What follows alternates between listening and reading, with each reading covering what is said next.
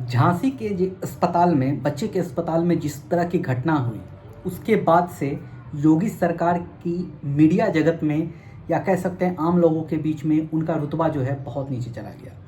क्योंकि जिस वक्त ये घटना हुई उसके बाद से ही पूरी चर्चाएं चारों तरफ ये फैल गई कि योगी सरकार जो है वो बस अपने पार्टी के बारे में सोचते हैं, बस अपनी राजनीति के बारे में सोचते हैं।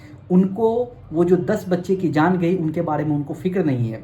उनको फिक्र नहीं है वहाँ के जो अस्पताल था उसमें ठीक तरह से किसी भी चीज़ की व्यवस्था नहीं थी।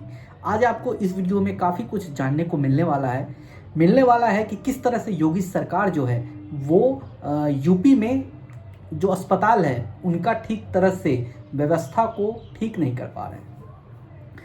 हम लोगों ने ये देखा कि योगी सरकार जिस वक्त ये घटना हुई ठीक उसी वक्त योगी सरकार जो है अपनी चुनाव की प्रचार में इतने ज़्यादा व्यस्त थे कि उन्होंने अपनी जो कह सकते हैं कि उस समय भाषण के दौरान इन बच्चों का जिक्र किया और साथ ही इनाम की घोषणाएं की कि कुछ राशि जो है उनको दिए जाएंगे।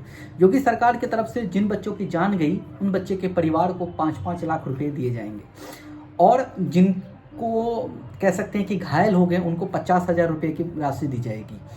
बस यही कारण है कि योगी सरकार जो है उन शख्स को नहीं पकड़ पा रही है जिसके लिए वो जिम्मेदार है।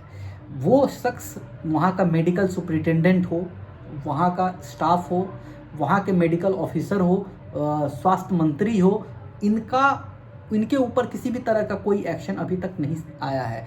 उस अस्पताल में किसकी गैर जिम्मेदाराना की वजह से ये घटनाएं हुई इसका खुलासा अभी तक नहीं हुआ और ये सवाल जो है आपको कहीं भी YouTube पे नहीं देखने को मिलेगा, क्योंकि ये जो मीडिया है ये पूरा खरीदा हुआ है, जहाँ पे सिर्फ केवल प्रचार दिखाया जाता है कि किस तरह के जो कह सकते हैं कि आसपास के प्रचार करते हैं नेतागण, उनके चुनावी भाषण को दिखाया जाता है, बड़ी बड़ी योजनाएं दिखाई जाती है, लेकिन एक इंसान के लिए, एक नॉर्मल इंसान के लिए वो ठीक से रह पाएगा कि नहीं, खा पाएगा कि नहीं, इलाज कर पाएगा कि नहीं, इसके ऊपर किसी का भी ध्यान नहीं है। दिखाया यह जाता है कि यूपी जो है वो बहुत डेवलप हो रहा है।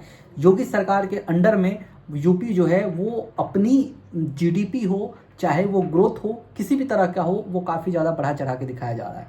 लेकिन असल में वहाँ का सिचुएशन क्या है आपको इस घटना के वजह से आपको पता चल जाएगा। ये घटना ऐसी हुई, अस्पताल में महज 18 बच्चों के लिए बेड था, जहाँ पे 50 से ज़्यादा बच्चे को वहाँ पे रखा गया।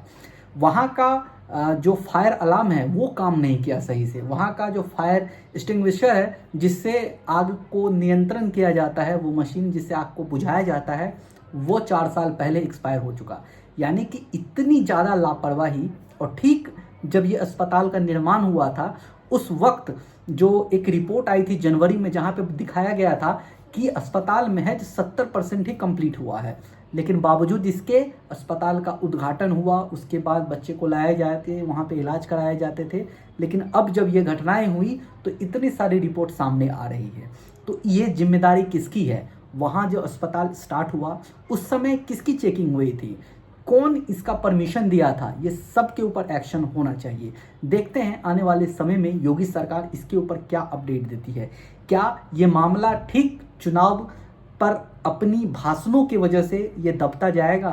क्या इसको कोई भी नहीं उठाएगा? ये एक सबसे बड़ा सवाल है। जो भी होगा पूरी जानकारी आपको हमारे चैनल के माध्यम से सबसे पहले आप लोगों तक पहुंचाया जाएगा। फिलहाल अभी के लिए इतना ही। मिलते हैं एक नई वीडियो में एक नई अपडेट के साथ। तब तक के लिए आप खुश रहिए, सुरक्षित रहिए। जय हिंद।